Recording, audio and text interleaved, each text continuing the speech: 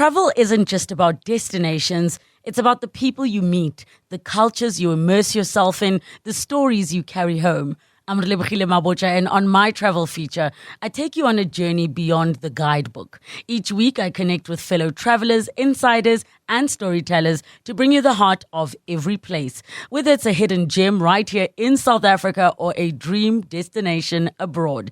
Join me as we travel through conversations, memories, and inspiration. Listen wherever you get your podcasts. Walk through history, walk with it. Sunday, 27 July, 7:02 Walk the Talk. Hosted by Freedom Park in the city of Tshwane. More on primemediaplus.com. You're with Clement Manyathela On 7:02. Let's Walk the Talk. Streaming on the Prime Media Plus app. DSTV channel 856. 92.7 and 106 FM.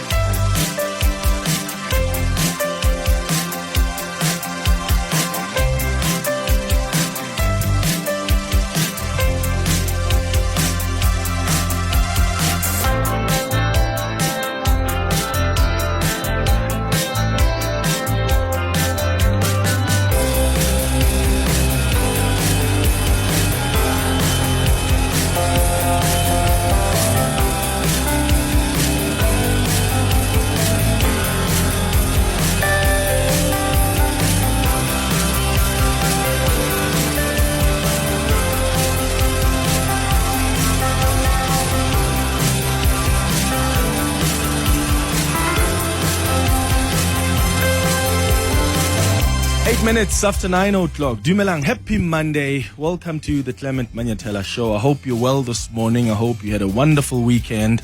We start with the 702 open line on 011-883-0702. The WhatsApp line is 072-702-1702. What is going on in the South African Police Service? Did you watch that dramatic press briefing by the KZN Police Commissioner, making all sorts of allegations against some top brass in the SAPS, including the Minister of Police? General Mkhwanazi accuses the minister of being in cahoots with criminals and protecting them. He claims they bankroll his political aspirations. The minister responds and says the claims are baseless, and he'll be looking at what General Mkhwanazi said, and appropriate action will be considered. What do you think is behind this open war in the SAPS? I have some thoughts that I'll share with you about that.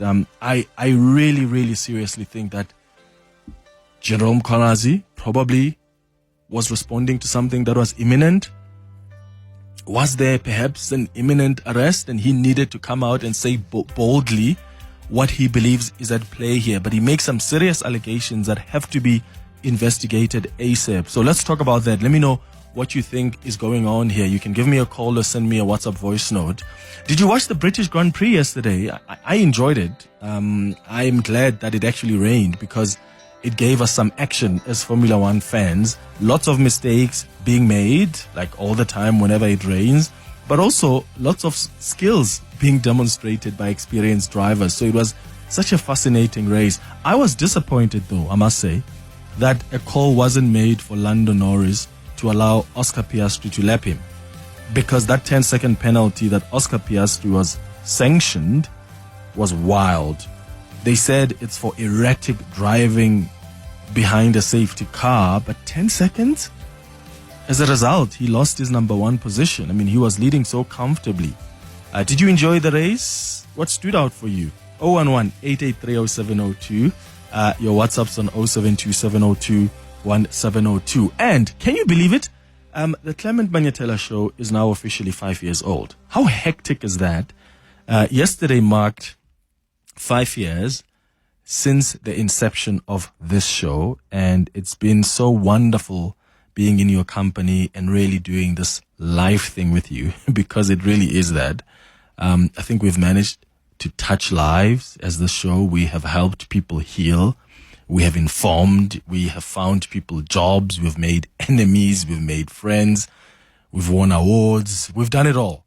And it's been so much fun. And thank you for walking the talk with us over the last 5 years. I think we have the best of the best on this show. And I can't wait for what else we are still going to experience together. So happy 5th birthday to the Clement Manyathela Show. Clement Manyathela, streaming on the Prime Media Plus app. DSTV channel 856 92.7 and 106 FM. Morning, Clement. Mapari report. Mkhwanazi is speaking, is honest, really. There's a lot of higher echelon people who have the powers. I remember Tolani from Mojalav. He was on the way to grab someone, and then they got a call and say, "Hey, Muna, the person you go in there, highly connected, please stop and turn back." So it shows that those drug dealers really have the police under their pockets, the higher echelons and the politicians also. So yeah, he's right to speak about it now. Good morning, Clement. I'm taking note of the revelations by General Mkhwanazi as an ordinary citizen. This guy is not just an ordinary policeman or detective, but he's a general with more than 30 or 20 years experience within the police. He's sitting among the top brass in the police services. So what he says as an ordinary citizen, I take note. I'm not sure about the police minister because he was never a police. So he's just been parachuted to be a police. And these other generals, but what he says as an impact and as a citizen, I take note. What to believe or not to believe will be revealed next. And I'm wondering the actions by the police, the commissioner of police, what he released in public and what the president was saying. But I'm worried. Clemmy Moreman, Flores here from the beautiful Western Cape. Clemmy, let me tell you, Mkhwanazi, I think it's extremely bold from him to come out and lay it all out on the table. Man, this is a guy that has credibility, and I believe him that there are some sinister things going on, and I hope that he will just stay rooted and not back down because people are going to come for him. Yeah, have a good job. Bye-bye. I actually think that he probably knew something was going to happen to him, and that's why he took the action that he took yesterday, which is why I was asking earlier. I think he's reacting to something. The question is, what is he reacting to? Was there perhaps an imminent arrest? And I hope that those are the details that will come up sometime this week, because it's open warfare and it's not looking good for us. It's not looking good for this country. And all of us need to be concerned. So the KZN police commissioner, if you've missed what happened yesterday, has made claims about the police's top officials. So in a nutshell, he says there are criminals who are controlling some of the top police officials. He claims that the police minister is bankrolled by a criminal who has been arrested, that the police minister took decisions like the disbanding of the political killings task team to benefit his criminal associates, because the special task force that investigated political killings were uncovering some serious corruption in the SAPS and criminal syndicates. So he claims there's a crime syndicate that's controlled by a drug cartel that involves politicians, law enforcement members, business people, prosecutors, and the judiciary, which I think is a wild claim to make. And I hope that the allegations that this security agency has been captured will be investigated ASAP. I mean, I've seen before, like, people who are frustrated by the judiciary and they'll just make claims like that, and then there's never really evidence that comes forth. And I think it's a wild claim to make unless you've got something to back it up. And I hope that General Mkhwanazi, especially this aspect, because he read us messages that I think are sufficient enough to make us concerned about the relationship that the police minister or his associates have with people that have been arrested, people that are seemingly on the eye of the SAPS, people that are being investigated. Now, before I play the clips of what General Mkhwanazi said yesterday, let me remind you of something so that you look at what happened with context. Did you see that General Mkhwanazi arrived yesterday at that briefing in such a dramatic form? So there's a group of heavily armed men in combat gear that arrived at the briefing with him. They appeared live on television. In fact, you'd be forgiven for having thought that there's a coup d'etat when you watch that, given what we've seen on this continent, whenever there's security forces that are overthrowing governments. That's how they appear. But he probably wanted to send a serious message that perhaps bring it on. I'm ready to fight. But something to consider here that's very important is that the National Police Commissioner, General Fanima Semola, is going to be leaving office, right, at some point. And as a result, the race to succeed him has actually been heating up for some time now. And I suspect that what we are seeing now has everything to do with the race to succeed the National Commissioner. Because there's been speculation that there are two front runners for the position of National Police Commissioner. And those two people are the people that are fighting right now. General Mkhwanazi and General Shadrack Sibiya. Is it a coincidence that the two people we've heard in police circles are the front runners to replace the National Police Commissioner are throwing allegations against each other? General Mkhwanazi and Shadrack Sibiya. But also the police minister, Senzo Mchunu, is apparently planning to contest the presidential position in the ANC. His name has been mentioned several times by some in the ANC. So what's really at play here? We have an SAPS that is weak. The trust deficit between the police and the members of the public is at its weakest. We don't need them to be fighting like this, because we are the ones that ultimately are going to be affected. I think there's something bigger here. And I'm saying that Jerome Mkhwanazi's allegations, of course, they've got to be investigated. I hope as soon as possible. The messages that he read between the minister's associates and someone being investigated who received the SAPS tender, those things are concerning. And there better be action if they are proven to be true. But I'm saying there's something bigger here that you and I may not understand. People that are fighting for something, and now they're using all these charges, all these claims to throw at each other. It's not a coincidence that just 2 weeks ago there was a front page that the National Police Commissioner was going to be arrested. It's not a coincidence. It's not a coincidence that the crime intelligence boss was arrested at the airport. When? Was it 4-5 weeks ago? He's now out on bail alongside some senior colleagues in the police. That's not a coincidence. It's not a coincidence that we heard rumors of the police minister potentially being arrested. It's not a coincidence that the KZN police commissioner was being investigated at some point.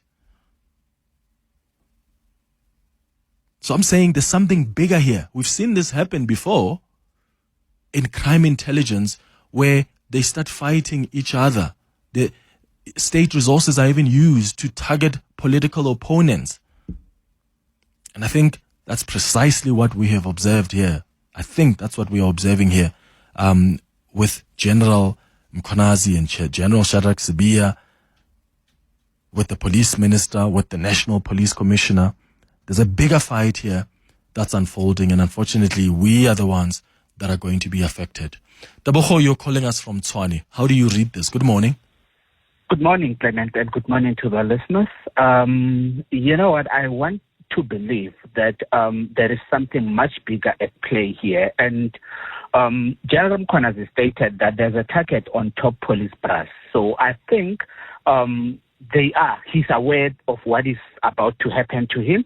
I think he's aware that they would either sanction him they would either suspend him or arrest him. So yesterday was too strategic for him. You know, a lot of these guys were not there. They were out focusing on Didi's funeral, and that might be the only opportunity that he had to speak openly about what they have uncovered in the police force. So he's actually putting it out there so that, you know, the public is aware that whatever that may happen to him. General Mkhwanazi even said, you know, eventually we all are going to die. So he's aware of the threats. The WhatsApps that he's been receiving from the gentleman in the Northwest. Those are enough threats for him to then realize that the target on the police top brass is serious. The police commissioner has been threatened with the arrest, and the Khumalo guy has been arrested.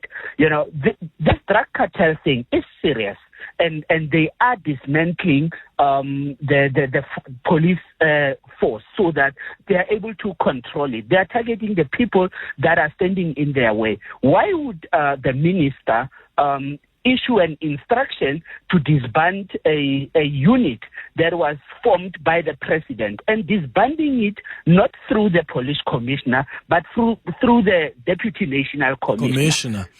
Well, the position the deputy national commissioner makes is that, in fact, Abel, do you have that clip of Shadrach Sibiya where he was on the SABC, I think, yesterday, and he seems to suggest that task force was behaving like a law unto itself. So they were now playing politics, right? So he even claims that the IPID, and I asked the producers to check with IPID, but they didn't want to come on the show. He claims that IPID is already investigating about 4 cases involving that task team, because that task team has been playing politics.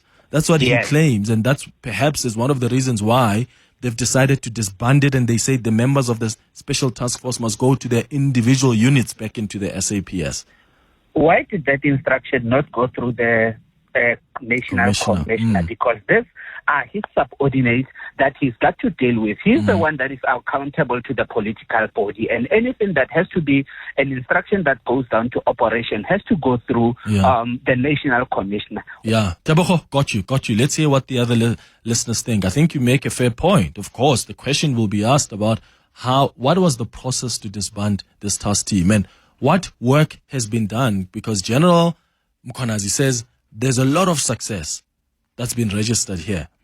And because certain people who are close to the Minister of Police or are associates of the Minister of Police have been arrested, then boom, the police minister wants this to be disbanded.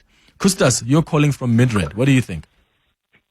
Yeah, good morning, Clement. Clement, I'm calling to show support to General Mkhwanazi.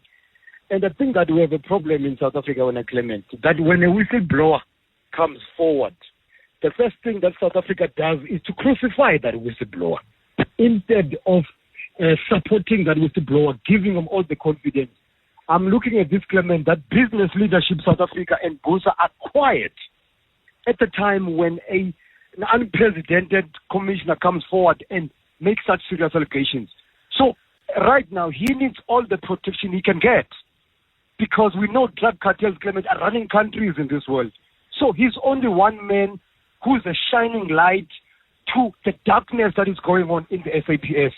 So I'm suggesting, Uti, I want to say to him, we support him, we stand behind him, we urge the president to do what is right. We are willing to go to the streets, Clement, to make sure that this man does not get suspended for telling us what he told us, because that's the next thing that they're going to do. So I'm suggesting that, Clement, that let's do what is right with the whistleblower, like General Mkhwanazi this time around.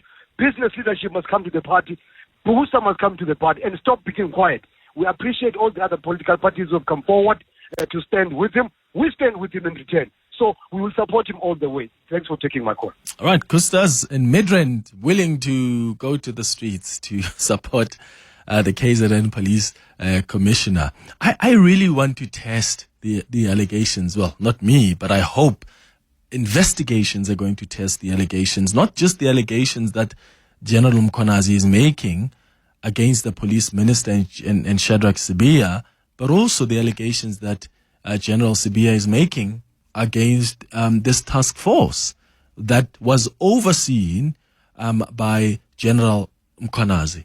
As I said here, we need to be very careful here because it's easy for us to just also take sides. I mean, I'm impressed with the work General Mkhwanazi has done in KZN. In fact, the police minister can't deny that.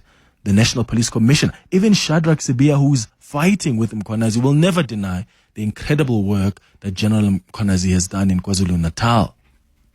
But just know that when these guys are fighting, sometimes they're going to throw allegations at each other. And yes, allegations, some of which may be true, but primarily they do that for the purpose of a bigger fight. And I'm suggesting to you this morning that there's something bigger at play here. There's something bigger you and I may not be aware of. And it may very well be about who becomes the next police commissioner. Because these two people who are primarily fighting against each other have been mentioned many times as the front runners to potentially replacing Fani Masemola as national commissioner. So the fight is now getting messy and messy. And we, as South Africans, are going to pay the price for that. It's 9:32.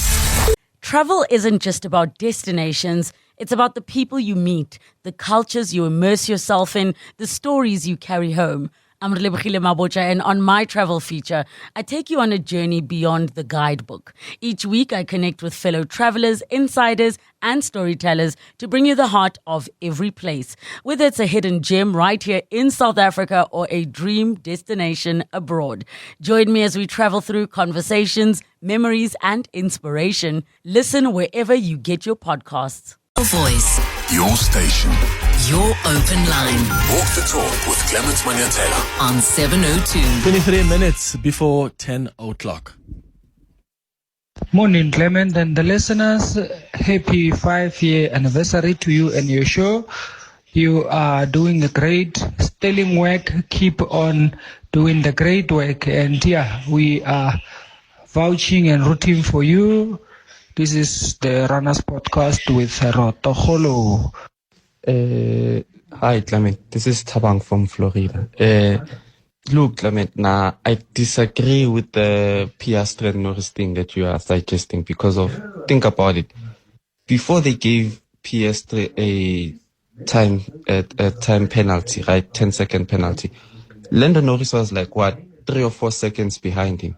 So for us to have had a race, Lando had to catch up to Piastri. So now they gave him the 10 penalty. Okay, we can argue that it was fair or unfair, right? But then we're saying, okay, they gave him the penalty, Norris is number one. But we're saying, okay, let them race. So if they swap, it's unfair to Norris because now you're punishing him for what happened to Piastri. Rather, Piastri, all he had to do was catch up because of after the 10-second penalty, he was like, 4 or 5 seconds behind. I mean, why can't we use the same that we're going to use to Lando? No, I hear you. I just think that as a team, sometimes you have to take the bullet collectively. So equally so, if it was Lando Norris who was given a 10 seconds penalty for erratic driving behind a safety car. I mean, a lot of the drivers, guys, come on. Don't you see a lot of drivers do that a lot, side to side? They do that a lot when there is a safety car. To get a 10 seconds penalty on that, and I think as a team, a decision could be taken that was unfair. We both recognize that. Whoever the driver could have been, we are going to give them back that position and then let the racing continue. Like, that's my view. I hear what you're saying. I just think it could have been dealt with that particular way. But that's how that's how McLaren decided to deal with it, which was still great because they still got 1-2. They're still doing really well in as far as drivers championship, the two guys really competing hard, but also the constructors championship. 20 minutes before 10. Your voice, Your station. your open line Walk the talk with Clement Manyathela. on 702. Saboko, you're calling us from Pretoria. What do you think is happening here based on what General Mkhwanazi said yesterday? Good morning. Yeah, Clement. Yeah, this is a drama series that we're watching here. Look, I was listening to the last. I think it must be the last caller. That's Kustas. Yeah.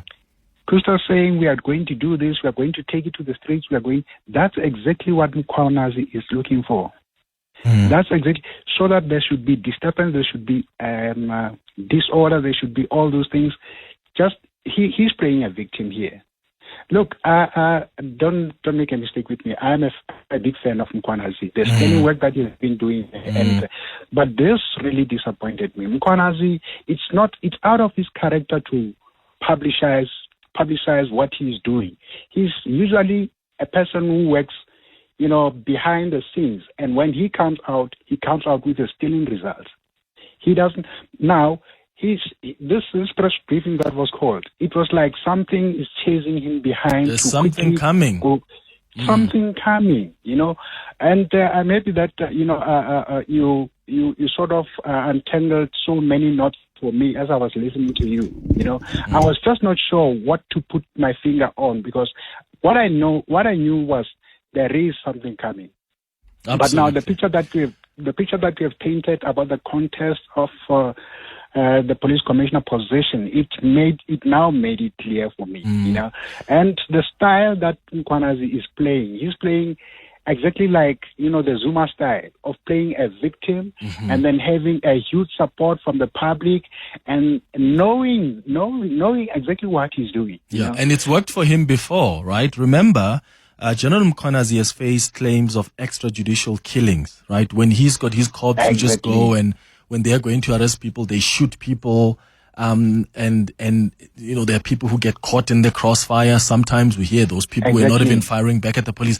So there have been claims of his police officers being involved in extrajudicial killings. And what he has done in the past is to try and rile up members of the public.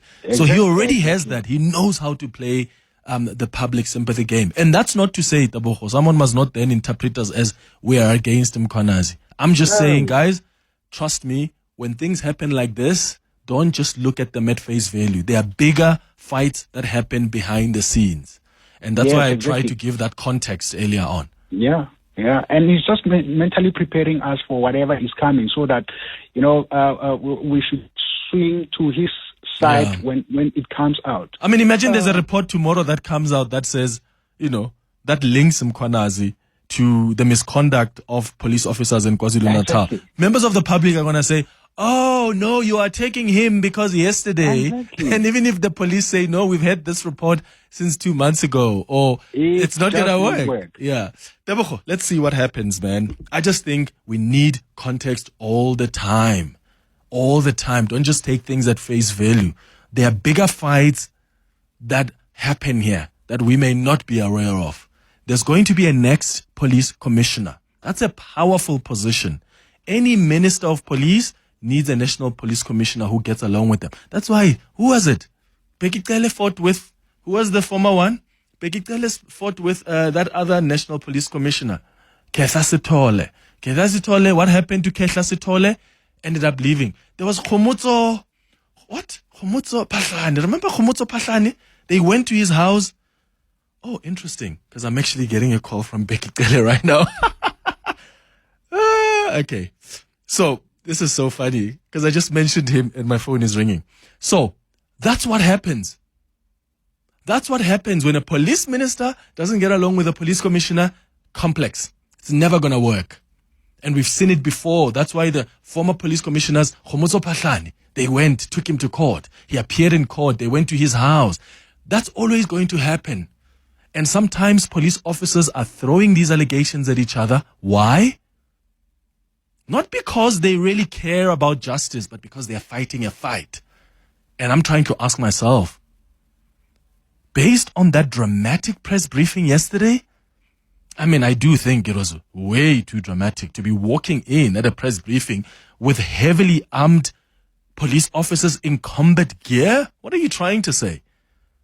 It's dramatic. It was meant to send a message. And I think the message has been sent. But what are they fighting behind the scenes that has got nothing to do with me and you? That really has got nothing to do with justice and pushing criminals out. That's what I'm asking myself. And that doesn't delegitimize the claims that have been made. Those claims must be investigated. And if it's found that the police minister somehow is linked to criminal elements. Why is he a police minister? He must go out. He must leave. He must be fired. But equally so, don't be too quick to fall on the bandwagon of people who are trying to go for public sympathy. Always ask the question of what is at play here. Tulu, you're calling from Montana in Pretoria. Hi. Hi, Clement. How are you? I'm all right. How are you doing? I'm good. Thank you very much. Look, in this instance, I always believe that everybody's got the right to defend themselves. But in most cases, politicians will always defend themselves, but hardly then the story falls away in terms of the wrongdoing. So we most times concentrate on the defense rather than what is being put on the table. So the issue is then that we question, not to say that Mkhwanazi cannot be questioned, but we may question the motive of the person who put the story out there rather than the allegations. Mm-hmm. You know, rather than concentrate on the allegations and say, okay, besides the role players here are the allegations. Let's focus on these allegations. Mm. And then after that, allow the people to defend themselves. Yeah. Yes. No, I agree. I absolutely agree, which is why my first thing, Tsulu, is these claims being made are so serious. And Mkhwanazi was able to even read WhatsApp messages, communications between the minister's associate, this Bohotsi gentleman, messages between this Bohotsi gentleman, who is an associate of the minister, we are told, and this man known as Cat, Vusmuzi Matlala, who has since been arrested by the police. Someone who used to receive tenders from the Tembisa hospital, someone who received a tender from the police, 300 million rand, which was apparently ultimately cancelled. And that's when he threatened, I'm going to go to the media and expose all of this, because clearly he wasn't given what he needed. And Mkhwanazi also said, there's also evidence of this guy who was arrested, Vusmuzi Matlala, sending proof of payment to Bohotsi, who's an associate of the police minister. Mkhwanazi claims that even the accommodation at the January 8 was paid for by this guy who's been arrested for the ANC comrades, including the Minister of Police. Those are serious.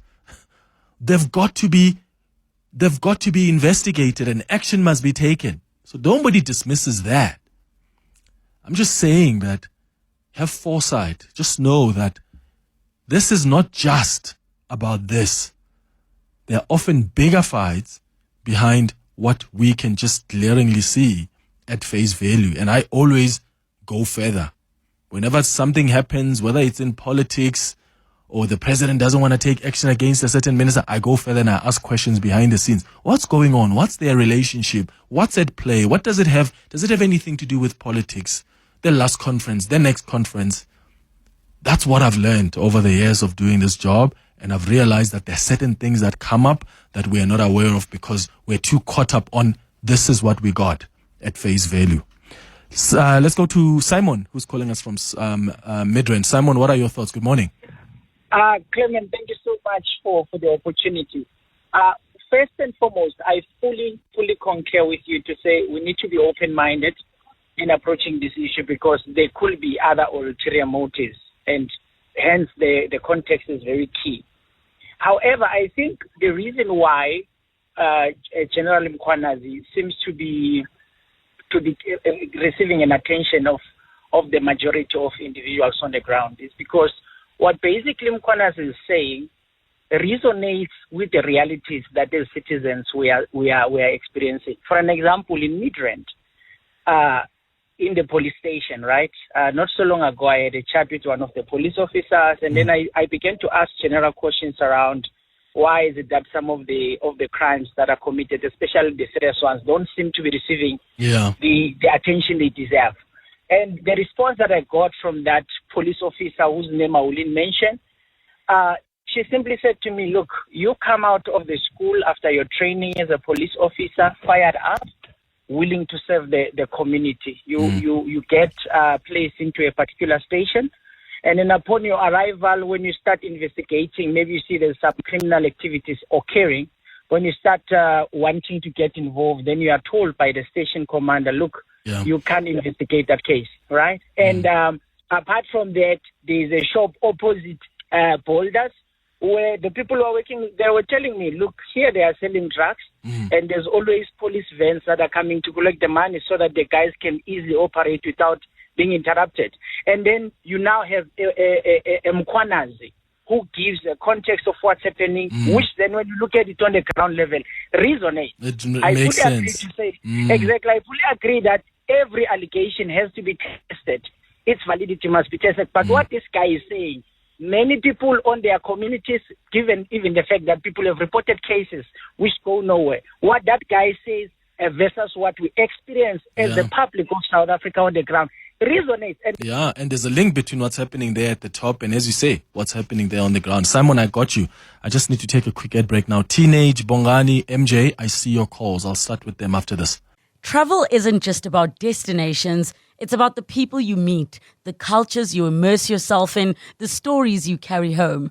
I'm Relebogile Mabotja, and on my travel feature, I take you on a journey beyond the guidebook. Each week, I connect with fellow travelers, insiders, and storytellers to bring you the heart of every place. Whether it's a hidden gem right here in South Africa or a dream destination abroad. Join me as we travel through conversations, memories, and inspiration. Listen wherever you get your podcasts. Your voice. Your station. Your open line. Walk the talk with Clement Manyathela on 702. Teenage, you're in Cosmo City. Good morning. Hey, Clement, how's it? Sure, man. Go ahead. Tell me, is it the first time that you guys see police doing press conference with firearms? Or firearms, rather? Yes, it's the first time that you've got people in combat gear holding heavy weapons like that behind a police officer who's holding a press briefing. When last did you see that? No, what's wrong with it? No. You asked, is it the first time? Have you seen it before? Yeah. I've seen it a lot of times. When?